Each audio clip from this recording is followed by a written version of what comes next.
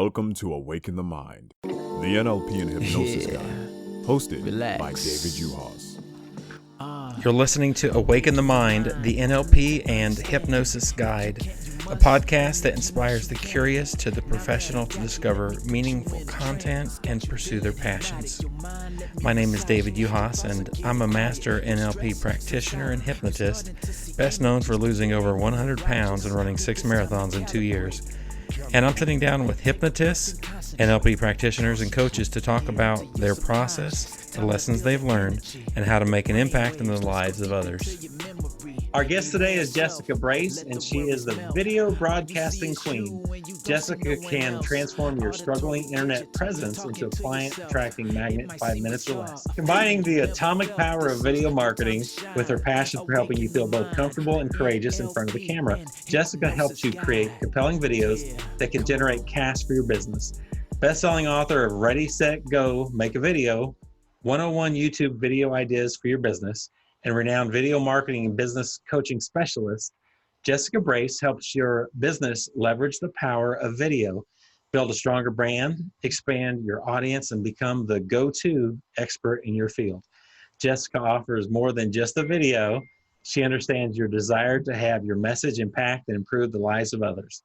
She offers a witty and fun-filled approach to video marketing that takes the stress out of the process. She explains difficult concepts simply in terms you can readily understand and apply yourself if you desire. Clients say Jessica's video shoots are fun, easy, and deliver lucrative results quickly. And please give a warm welcome to our guest today, Jessica Brace. Hello, Jessica. Hey. How are you doing? I'm doing awesome.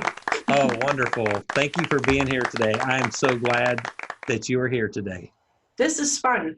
And your background is just perfect. Yeah. Perfect summer background.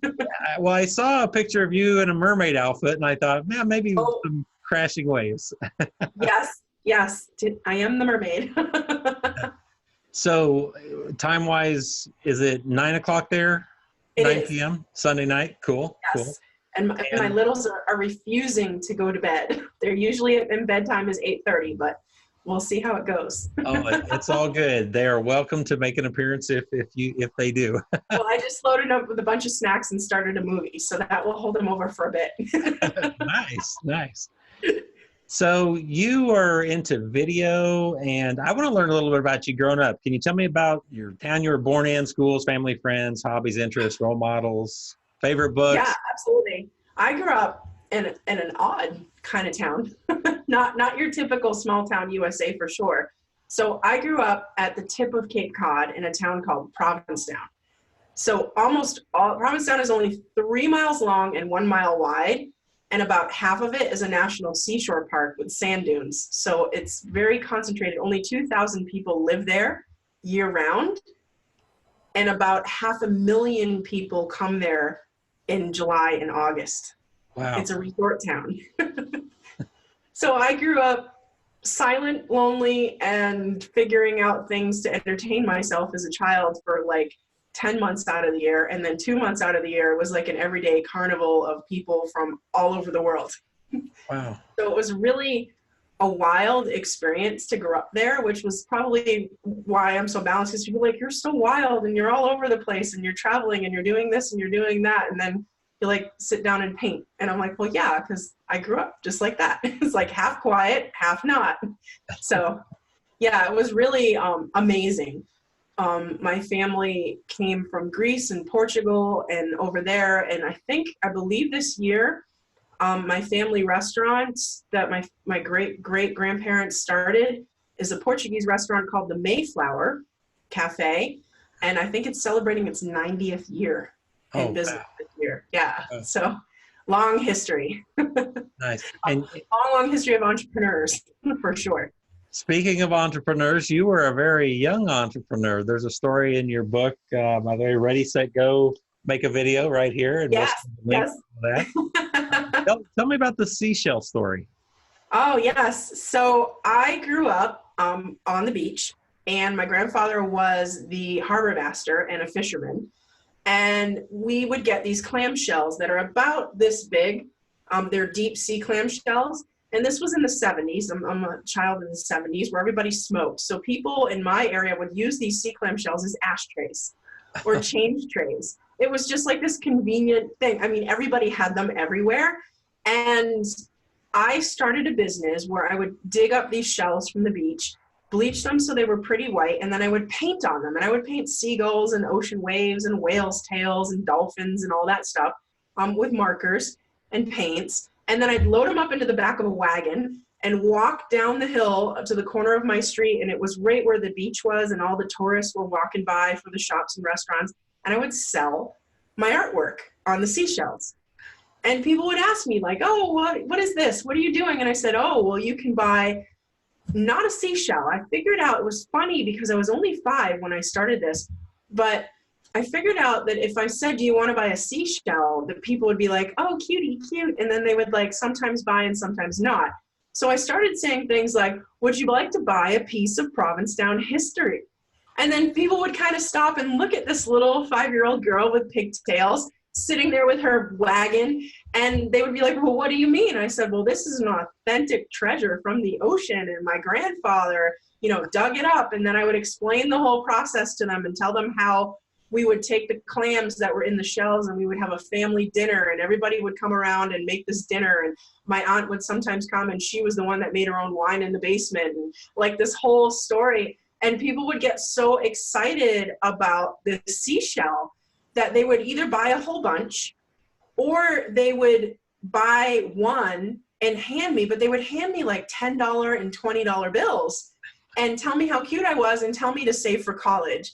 And then like sometimes they would even hand the shell back to me and tell me to keep it and sell it to someone else, but they would still give me money. So I had this little business and I would come home every day with the old coffee cans, like an old blue coffee can that my grandmother gave me. That was my bank for my business. And I had the little plastic lid that you could peel on and off. And I would come with that jammed full of money. And I didn't even know how to count money. And I would come home with this can like every day from selling seashells. And, I didn't realize what money was or at that point, but it was like a couple $100s a day in cash. Wow. And I think about it, that was, at me at 5, that was my zone. Like my zone where time didn't exist and you loved what you were doing. Like I found my zone when I was 5. And it took me all the way until I was 30 to realize that was my zone, which was an interesting journey for sure. I love entrepreneurial stories, especially at a young age. I used to get night crawlers. I would collect night crawlers and sell them to the local fish store. Speaking true story. I had a job. One of my first jobs was washing the night crawlers when they came in the water and counting them and putting them in the boxes for a bait store. So see, we our paths. Interesting. Well, speaking of saving money for college, you ended up, was it Boston you went to? Yes, I went to 2 different schools. I went to Bentley University for international business, and I went to Northeastern University for nursing, none of which I do now. But the business. Yeah. The business, maybe. Sorta, yeah. What then led you into what you do now? Because you've got a background with coaching and hypnosis and several other interesting modalities. It was an interesting journey. So I finished school in that I went to nursing school, and my mom is probably still a little sore with me today. But I was only 3 classes away from graduating with a dual degree. And I decided that nursing was absolutely not for me. And there was no way I was working another day in that field. And I left college and just sold everything that I had and moved to Florida by myself and started over. And I took a job in a corporate world, and it was a really good job. I got promoted 5 times in 1 year. And I was up for another promotion, which was really big, where they were going to pay for me to finish my degree and get my master's. It was a program that they had. It was for one of the big 6 accounting firms, KPMG. So it was a really big corporation. And I loved it. I loved my friends. I liked my work was okay, but it was like what you were supposed to do. And I was making really good money, but it wasn't what I loved. It really wasn't. And I kept trying to make it what I loved, and I kept trying really hard to make it something that I loved. But it just wasn't there. And then I was up for a really big promotion. They told me that I pretty much had the promotion. And then I got blamed for something that wasn't my fault, that someone else made a mistake. And that person that made the mistake wrote me a negative review, and I did not get my scholarship. They told me to apply again the next year. And at that point I was like, I'm like, I just don't see that this is an opportunity for me to continue to grow in the way that I wanted to. And I had an opportunity come up, and it was just, chance of fate. Somebody approached me and said, can you build a website? And I was like, sure, I can figure it out. And I never really built a website, but there was a competition at work. And it was like, if the division that built the best one-page website explaining your division would get to go out to dinner on the company's tab. So they came to me and said, do you know how to build a website? Because I was like the go-to PowerPoint person of the office, doing graphics and things, self-taught, never got a degree or anything in design. And I created this page. The person who was my husband for 18 years was my friend at the time, and I knew that he had built his mom's website. So when my boss asked me if I could build a website, I said yes, knowing that I was going to call him when I got out of work and ask him how to build a website.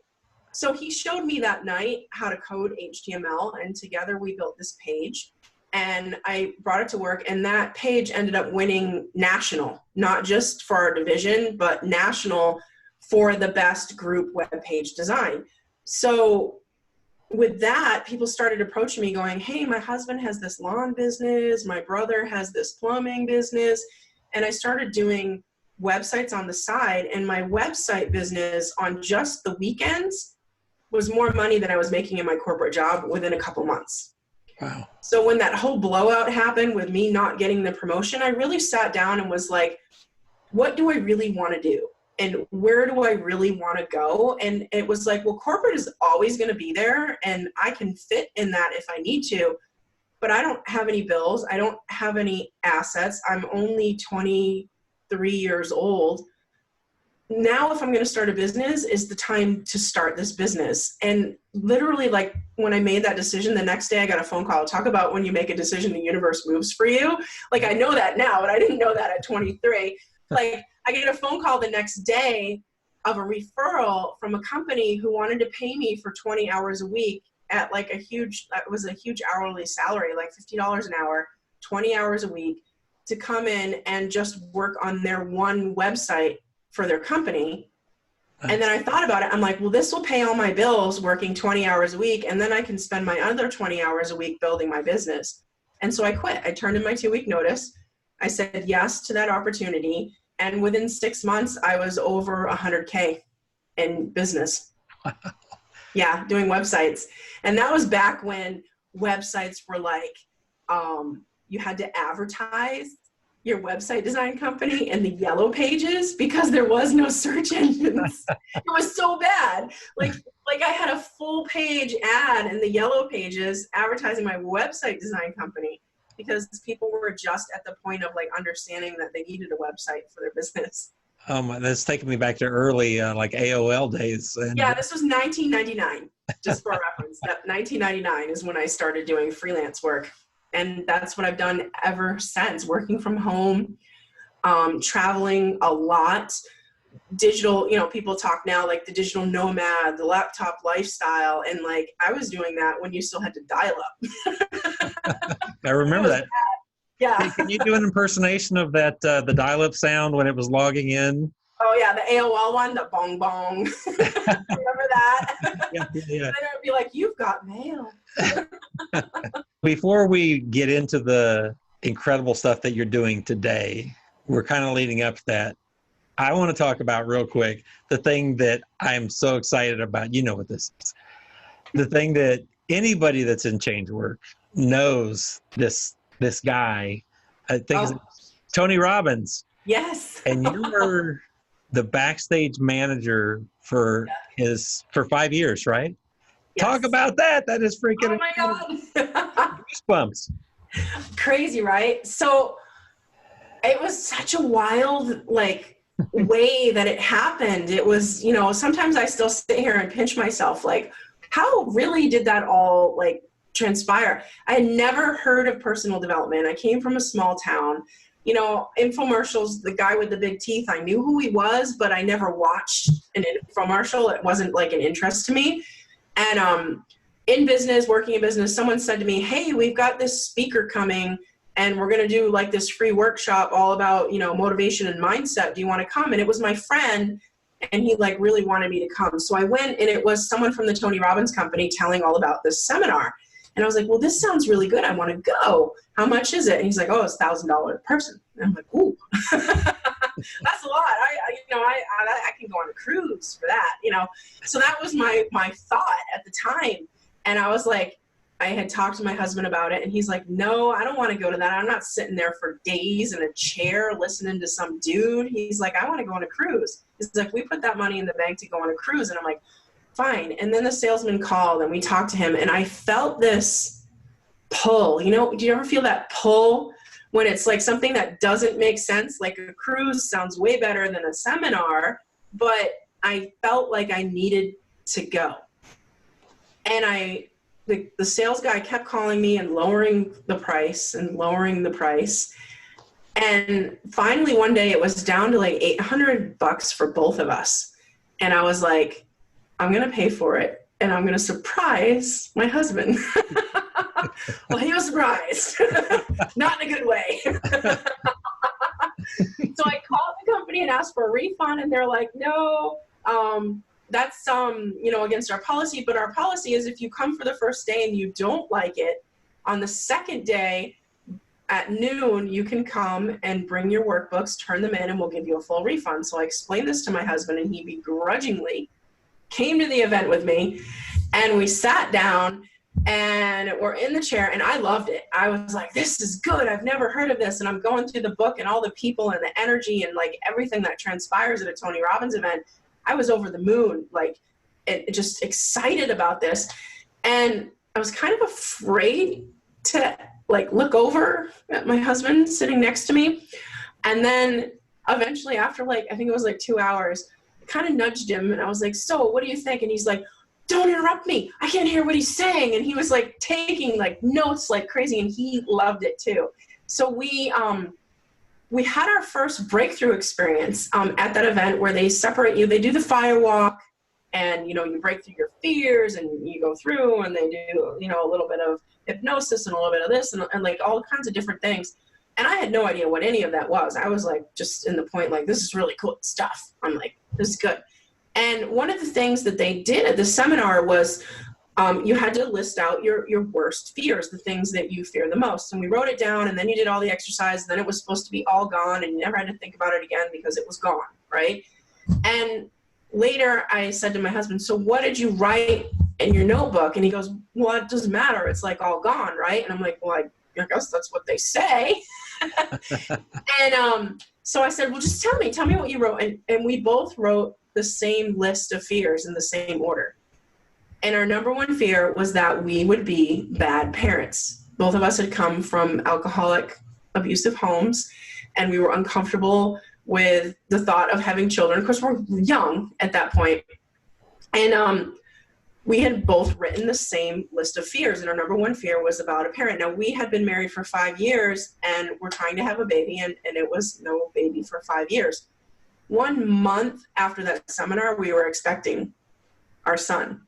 So that like floored me, because I was like, is it really what you think in your head and what you hold up here? Is that really what's creating around you your reality and your truth? And it was my first time ever like experiencing anything of that sort.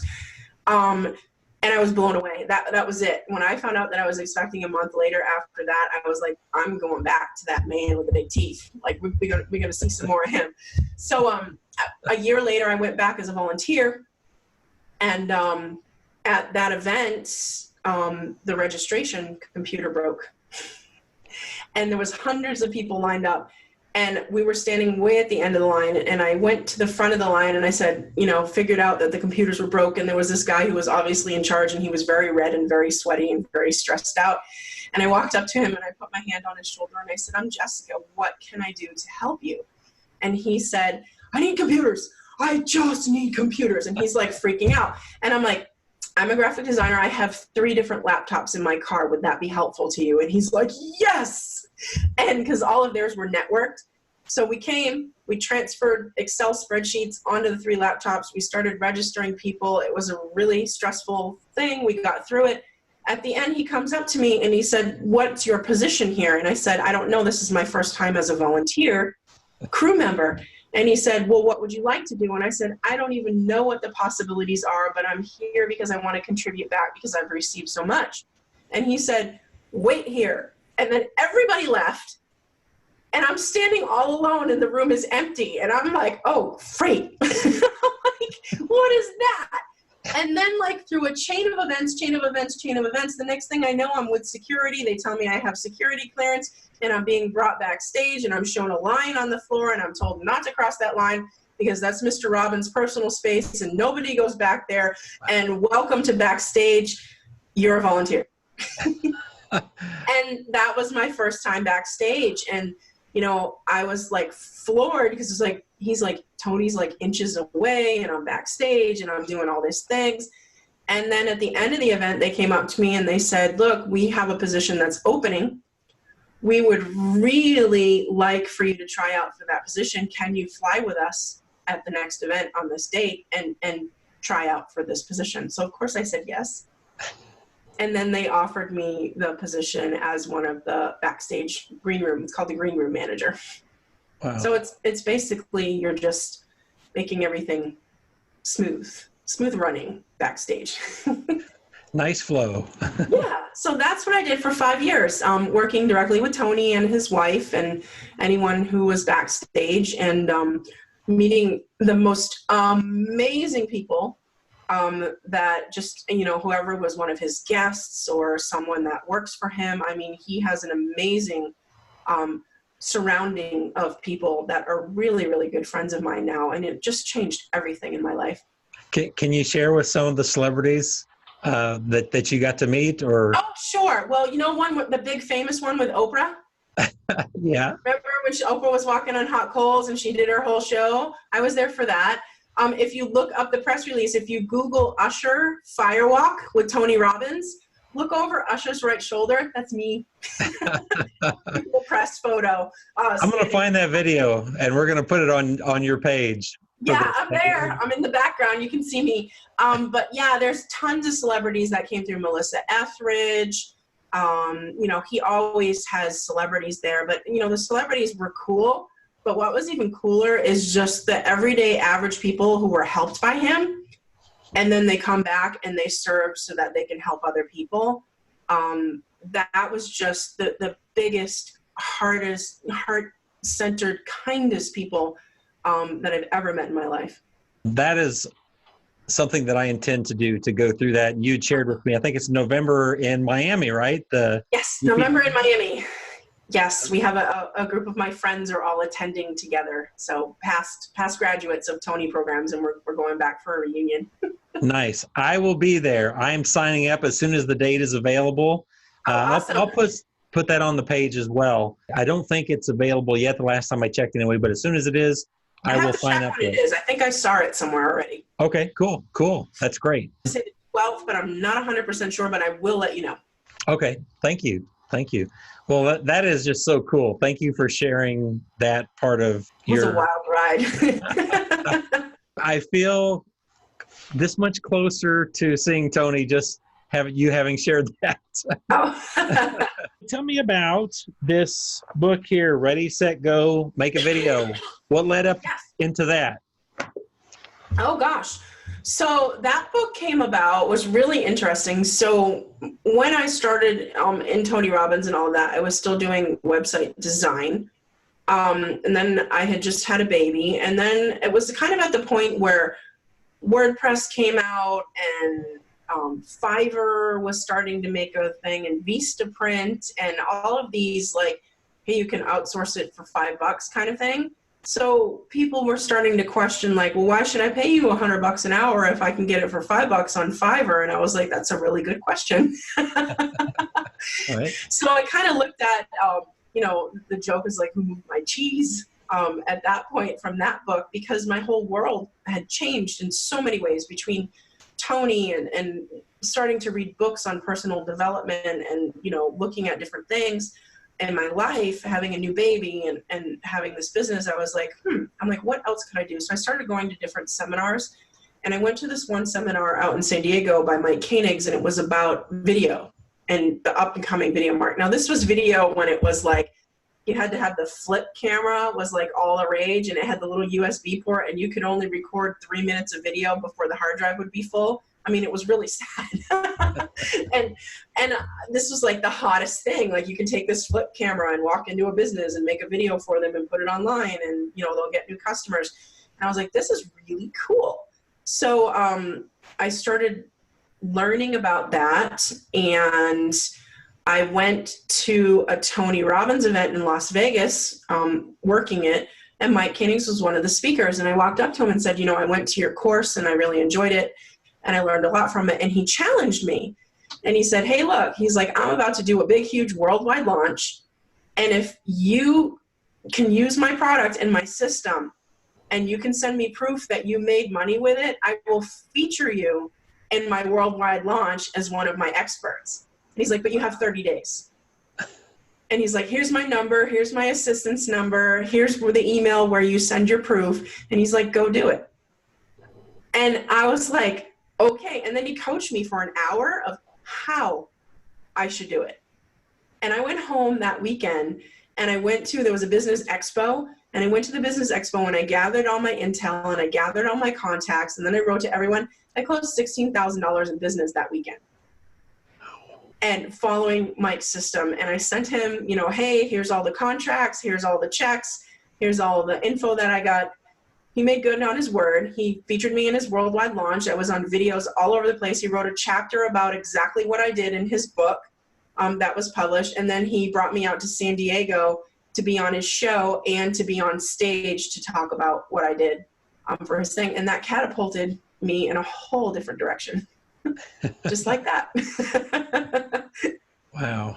That kind of reminded me of early Napoleon Hill, where he was asked to spend the next 20 or 30 years or whatever researching successful people. And it's like, you got to decide now. Yeah. It was one of those, like, okay, if I'm going to make a change, then you go all in. Now you've got something really fascinating that you're doing called Repurpose to Profit. Yeah.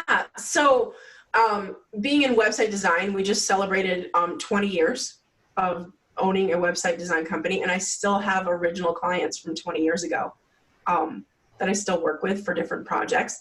But above and beyond that, when we got into video, that was really great. And then life changes, as it does. And I actually took a break from business for a while. My husband passed away.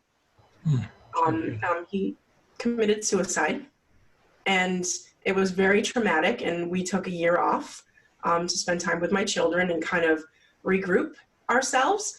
And I came back, and I had less time as a single mom with 2 boys, and my priorities had shifted because I really wanted to spend as much time as possible with them. No matter how much I love my business, they were really, my goal right now because they needed me. And it shifted. So I started poking around with, well, I still want to do video, but I want to do video in a way that takes less time.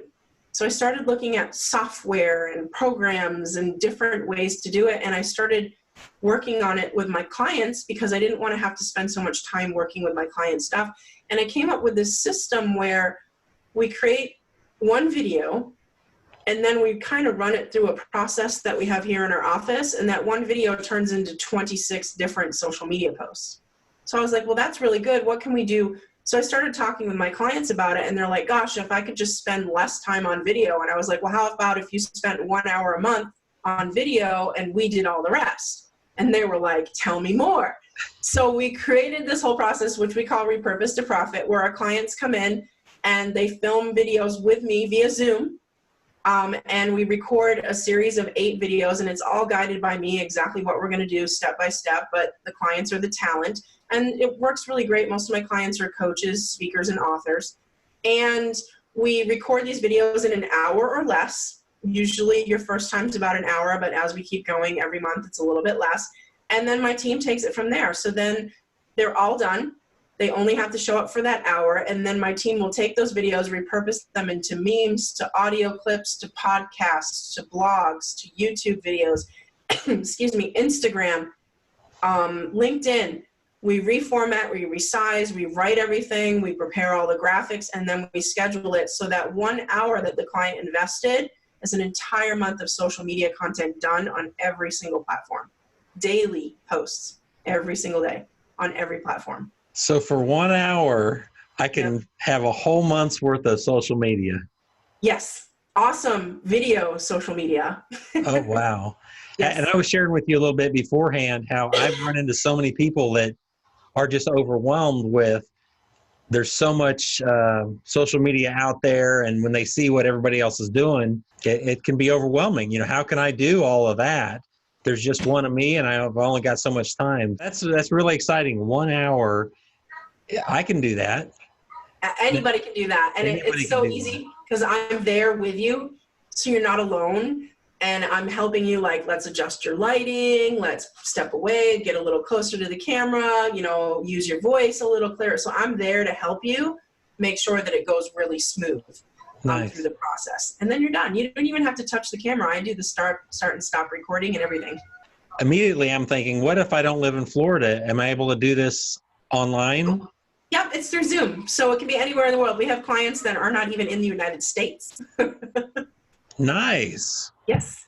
Oh, wow. You have 2 different packages, right? One is like a DIY, do it yourself. And then the other one is everything. So can you talk about the differences between the 2? Sure. So we have the done for you, which is the package where you show up for an hour and we do everything for you. And then I have a do it yourself package, which is a course. And the way that works is we create a series of 4 videos. So it's not the full 8 videos, it's 4 videos, which works out to 1 video per week when you schedule it out. But the course is, I'm going to work with you on brainstorming. So you get a coaching session with me. I work with you on brainstorming what your content's going to be. Then you come and you film with me on Zoom when we film 4 videos. And then when you're done with that, you jump into a pre-recorded course, which is online in a membership site. And that will walk you through step-by-step how to set up all of the systems and all of the software that we use and everything. And then it also helps you to outsource some of the things, like someone to do your memes if you don't want to learn Canva, someone to do your video resizing if you don't want to do that. Like it helps you either way, whether if you're a true do-it-yourselfer and you really enjoy that and you want to learn how to do it and that fits into your business model, go for it. If not, it'll show you how to outsource it as well. I'm a really frugal person and I am challenged with outsourcing, but I'm getting so much better. Yeah. I'm learning that you can't put the value on being able to outsource to somebody else. Because if you were to pay yourself, you're probably losing money, right? I mean, can you talk about that a little bit, about the real value that you're getting by what you do? Yeah, you know, it really, if you're in there learning and digging and you find yourself being really frustrated and you're not into the technology, that's why I said if you really love learning all this stuff, then go for it. But if it's not your mojo and your mojo is really being in your business and getting things done, you know, with your coaching clients and all of that, then that's what you should do. And yep, there's another child in here. I thought that was an ocean wave, a purple ocean wave in the back. Oz is about to pop out. Who's behind the curtain? Who's that there? This kind of reminds me also about the book, The 4-Hour Work Week. And, you know, again, I know that there's a lot of people that are like, well, I could just do it myself. But it's so worth it to pay somebody who's professional to do it. So I highly recommend what it is that you're doing to our listeners, for sure. Yeah. I mean, if you think about it, like an hour of your time and then your entire month is totally freed up for social media. What's on your bucket list? Wow. Well, I have a long list. Okay. How about really long list. the big stuff? The big chunks. Yeah, traveling. So one of my big adventures that I'm working on right now is purchasing an RV and growing cross country to all the national parks with my boys. Nice. So yeah, just figuring out a way to structure my business so that I can homeschool in an RV across the US for at least a year, probably more. What presentations or trainings do you have coming up besides the ones we've already talked about? Do you got anything else going on or training that you're attending? A training that I'm attending. Well, I am going to be heading out to Tony Robbins in November. I did just get my Theta Healing certification, and I signed up for another course for the next level, which will be in September, I believe. How can our listeners get a hold of you for more information? Sure. Well, I actually have a couple things. If you're interested in finding out more about repurposing your video, I have a great blueprint that you can download for free, which will actually walk you through step by step of the process. And it comes with a short 20-minute video that will explain all the stuff that we're doing with it. And you can get that at repurpose2profit.com/blueprint. And once you download that, it also has the info on how you can get in touch with me, to work with me, to find out more about the course or the Done For You program that we have. So that's totally free, and you can opt in for that. Or if you want to join me, I have a Facebook group, which is called She Broadcasts. And guys are welcome. I actually have 30% guys in the group, even though it's named She Broadcasts. But my She Broadcast group is free, and I'm in there and just talking about the latest things that are happening with video, offering support for people with their video. And we have about 1,200 members in the group. So it's a good group. And we'll put all of those links on the page as well for your podcast. Well, thank you, Jessica, for being here.